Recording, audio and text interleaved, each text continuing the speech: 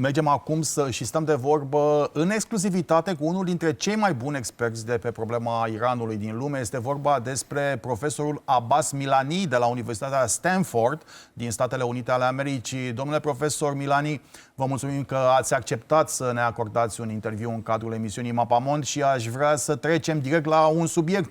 Sunt zeci de mii de oameni pe străzile Iranului. Potrivit organizațiilor neguvernamentale, mii de oameni au fost uciși. Cum ați caracteriza reacția autorităților iraniene? De ce reacționează regimul atât de violent, regimul de la Teheran? It is vicious and it's cruel because it has always been vicious and cruel. This is just the most obvious and the most brutal example. I just wrote a piece in New York Times today where I say from the time they came to power 45 years ago, they have used brutality to instill fear. As resistance have continued, the level of violence has continued. And when fear dissipates in a society like Iran today, a society like Romania at the end of the Ceausescu, suddenly the edifice that looks like it is invincible crumbles. This regime is trying to make that not happen. It cannot do it, I think. Domnule profesor, în opinia dumneavoastră, care va fi deznodământul acestei crize? Să ne așteptăm la o renunțare la puterea liderilor de la Teheran? Am putea asista la ultimele zile ale acestui regim? It depends what you mean by days. If you mean by days, historical days, absolutely. I don't think this regime can survive this level of bloodshed. No regime can kill this many people, innocent people. 95% of the people demonstrating were absolutely peaceful demonstrators. And to take machine guns to them, by some credible account, to bring foreign mercenaries to kill them, bring Iraqi Hashd al-Shabi to kill people, that cannot continue. But the regime, again, like Ceausescu, like some of the other countries, they don't learn lesson. When they think they can fight their way and with blood, they can bring quiet. They can't. The only thing they do is that they create the next cycle of power, resistance, and more violence needed. At one time, they can't kill their way out. They're very close to that. They still have people who are willing to kill for them. But I don't think that is going to be long.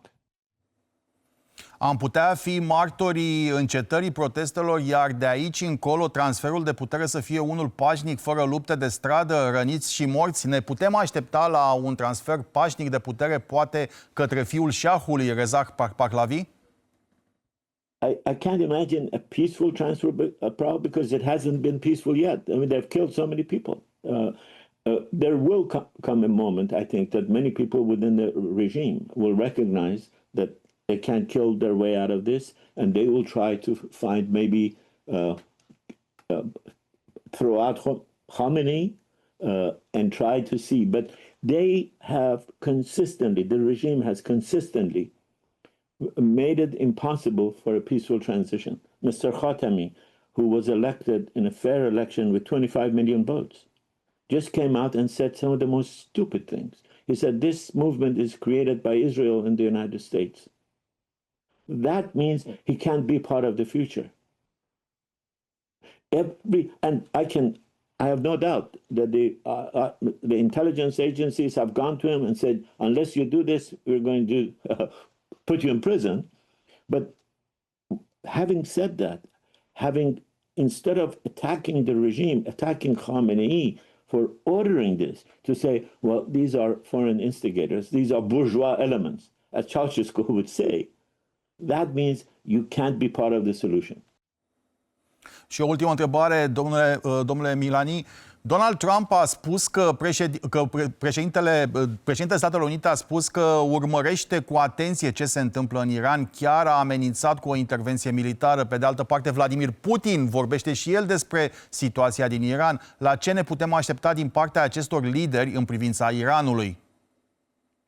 I think I would be very surprised if President Trump doesn't show some kind of a reaction, but I think it will be maybe essentially a symbolic reaction. He had invited people to come to the streets and said, help is coming.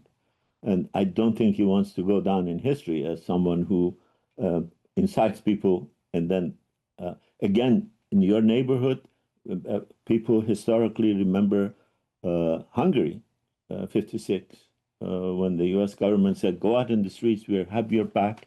And they didn't. And catastrophe happened. So I think he will, but I don't think the solution to Iran's problem is a military solution from outside.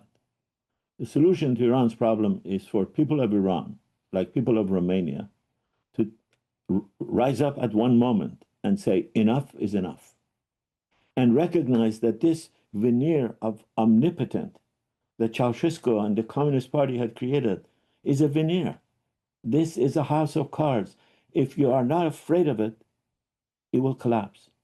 It happened in Poland when Poles understood that there are far, far more critics of this regime than supporters of this regime. That moment is here in Iran. But the regime still has the capacity to kill. So its days, as you say, are numbered, but they still have some days of killing in them.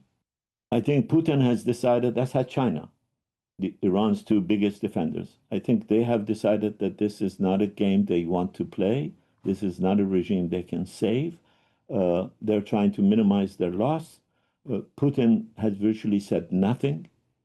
When the US attacked, when the US threatened to attack, China said nothing except a perfunctory, we don't support interference in other people's affairs. And people who have lived in countries like Romania know that means nothing.